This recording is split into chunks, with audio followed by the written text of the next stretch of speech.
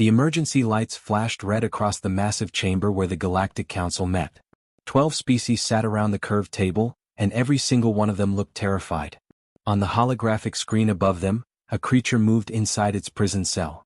The Carex was enormous, 20 feet of pure muscle and rage, covered in scales that looked like black metal.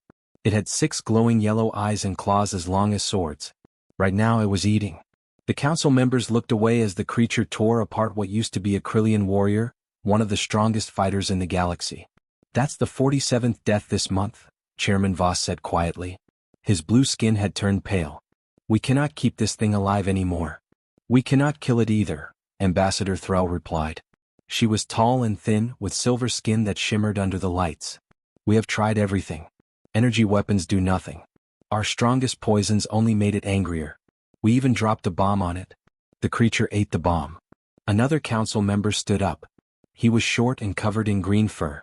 Then we destroy the entire moon. Blow up Terminus 7 completely. No, said the science minister. Her tentacles waved nervously as she spoke. The Carex comes from Vorax Prime, the most dangerous planet we have ever found. Its biology could save millions of lives. Its scales could make unbreakable armor. Its healing ability could cure diseases. We need to study it. Chairman Voss slammed his hand on the table. Then what do you suggest? We have sent our best warriors. We have sent battle mechs.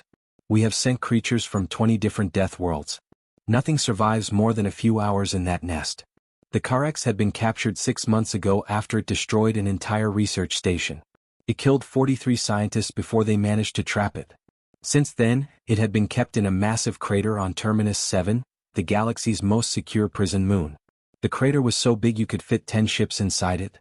The walls were 200 feet high and made of reinforced steel. None of it mattered. The creature could probably escape if it wanted to. It stayed because it liked having food delivered to it. The council had tried to contain it, but the Carex killed anyone who came near. Guards, scientists, prisoners, it did not care.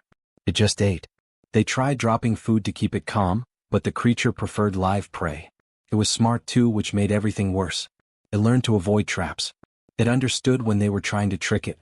There might be one option, Ambassador Thrall said slowly. All eyes turned to her. She pulled up a file on the screen. We have a prisoner from Earth. A human. Several council members made sounds of confusion. Humans were new to space, barely 50 years since first contact. They were weak compared to most species. No claws, no armor, no venom. They died easily in extreme temperatures. Their bones broke with simple impacts. You want to send a human to die against that monster? Chairman Voss asked. What purpose does that serve? The human is already sentenced to death for causing a diplomatic incident. Multiple violations of trade law. He was going to be executed anyway. Thrall's silver eyes gleamed. But I think he might surprise you.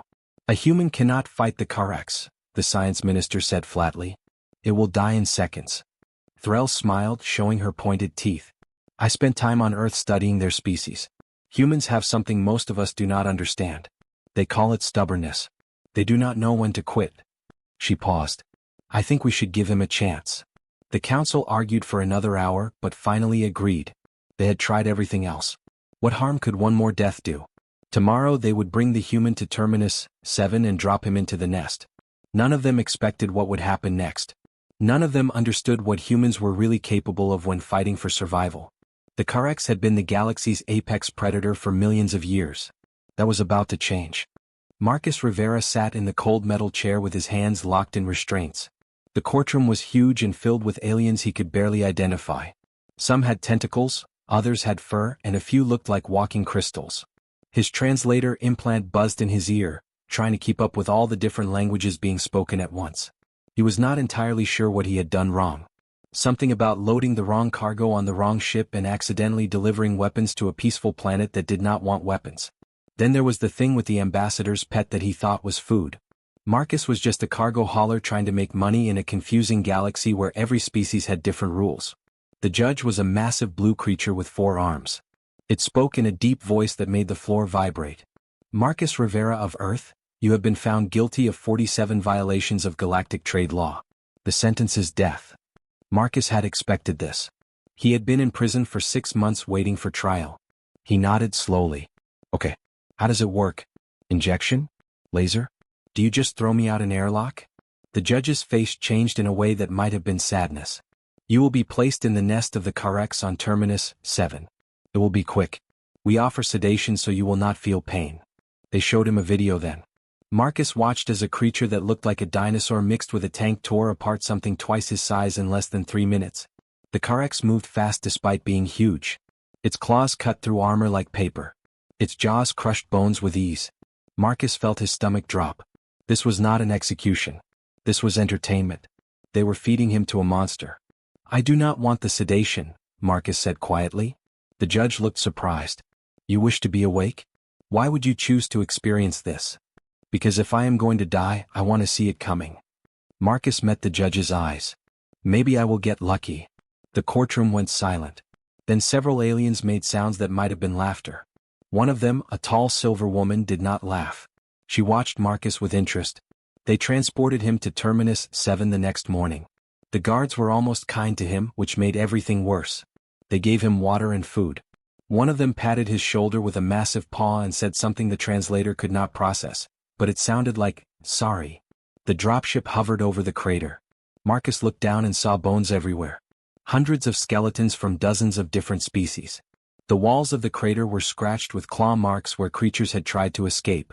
In the shadows of a cave opening, he saw 6 yellow eyes watching. Good luck, human, the guard said. Then the floor opened and Marcus fell. He hit the ground hard and rolled, pain shooting through his shoulder. The impact knocked the wind out of him. For a moment he just lay there trying to breathe, staring up at the ship as it flew away. Then he heard it. A low rumbling sound like an engine mixed with a growl. Marcus stood up slowly and turned around. The Carex walked out of its cave. It was bigger in person than in the video.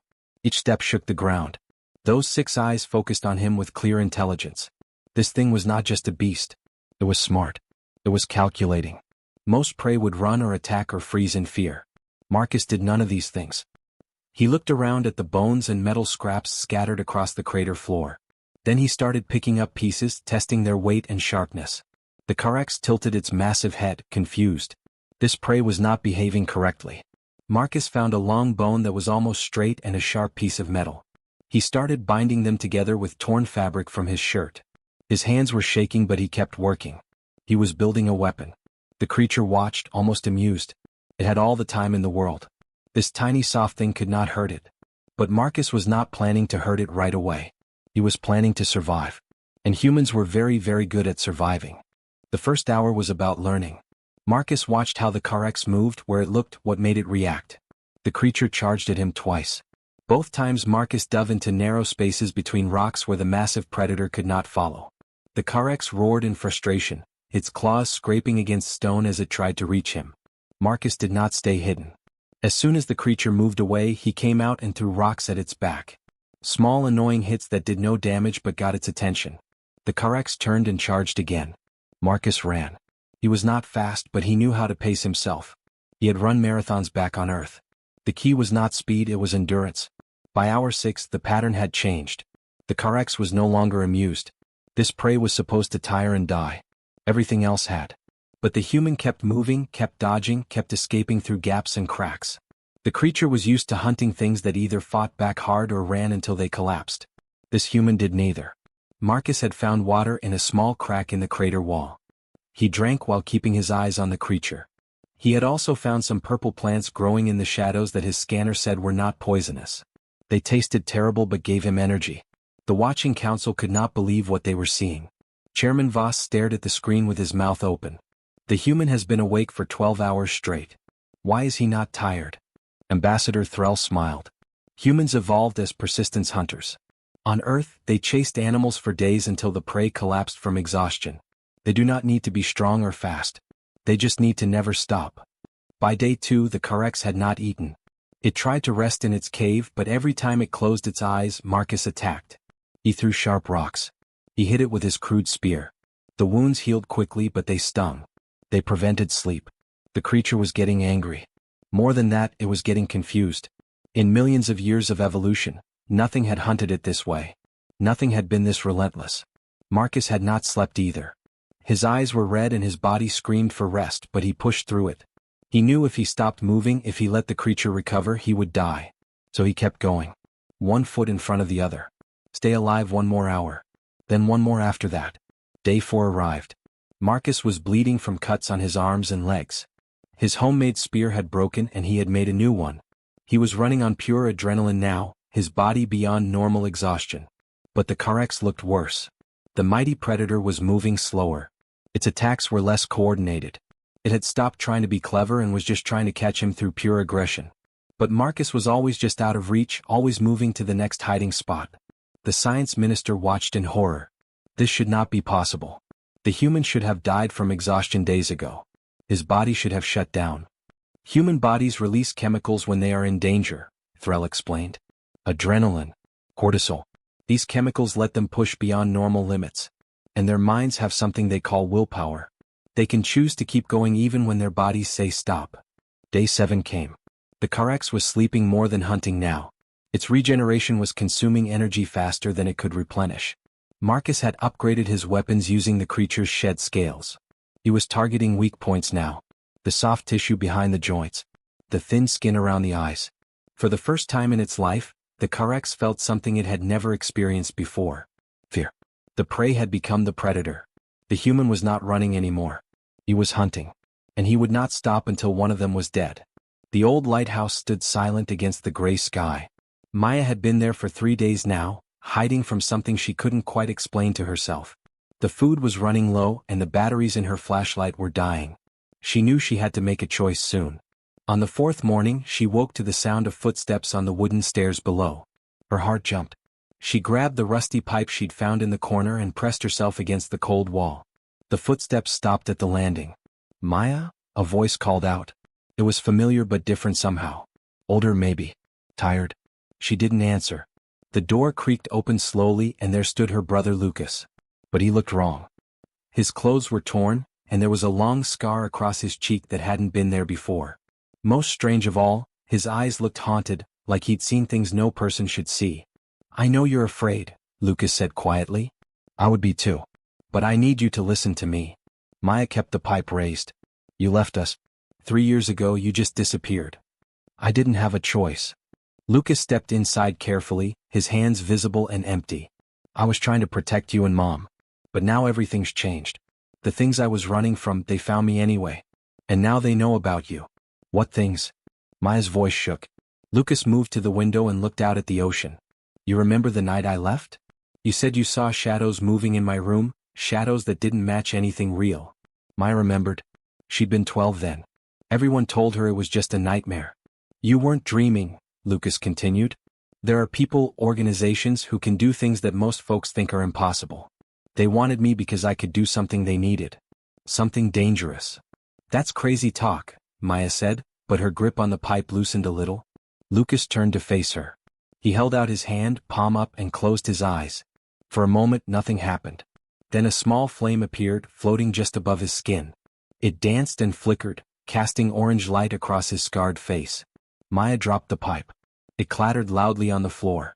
How? She whispered. The same blood that runs in me runs in you, Lucas said, closing his fist and extinguishing the flame. It's why they're looking for you now. It's why you need to come with me today, right now. Maya's mind raced. All the strange things that had happened to her lately suddenly made a different kind of sense. The way doors sometimes opened when she walked toward them. The time her mother's broken watch started working again when Maya held it. The dreams that sometimes came true. Where would we go? She asked. There's a place. Safe. Where people like us learn to control what we can do. Where we can be protected. Lucas moved closer. But we have to leave now. They'll find this lighthouse by tonight. Maya looked around the small room that had been her hiding place. She thought about her mother, her school, her normal life. But she also thought about the shadows she'd been seeing, the feeling of being watched, the fear that had driven her here in the first place. What about Mom? She asked. She'll be safer if you're not there. Trust me. Lucas held out his hand. Please, Maya. I came back for you. I won't leave you again. Maya stared at his outstretched hand for a long moment. Everything in her life was about to change and she knew it. There would be no going back to the way things were. But maybe the way things were had always been a lie anyway. She took a deep breath and reached out. Her fingers closed around her brother's hand. Okay, she said. Let's go. Lucas smiled for the first time, a real smile that reminded her of the brother she remembered. Together, they walked down the lighthouse stairs and out into whatever future was waiting for them. The facility looked like an old school from the outside, but inside it was something else entirely. Maya followed Lucas through halls lined with metal doors. Behind each one she could hear strange sounds. Whispers, crackling electricity, rushing water where no water should be. They stopped at a large room filled with people. Young people mostly. All of them looked normal enough, but Maya could feel something different about them. It was like standing near a power line, that buzz in the air that made her skin tingle. A tall woman with silver hair approached them. Her eyes were sharp and calculating. "So this is the sister," she said. "Lucas, you were right. I can feel it from here. She's strong. Dr. Chen, she needs training. Fast." Lucas put a protective hand on Maya's shoulder. Dr. Chen nodded slowly. "They all do. Come with me, child." Maya followed the doctor into a smaller room. It was empty except for a table with a glass of water on it. Dr. Chen pointed at the glass. "Move it," she said simply. "I can't do that," Maya replied. "You already have. Many times. You just didn't know it was you." Dr. Chen crossed her arms. "When you want something to happen badly enough, when your emotions are high, things respond. Door locks open. Lights flicker. Objects fall. Am I right?" Maya thought about the past few weeks. The window in her bedroom that shattered when she was angry. The way her teacher's coffee mug slid across the desk during a test she wasn't ready for. "Yes," she whispered. "That's because humans aren't what they think they are.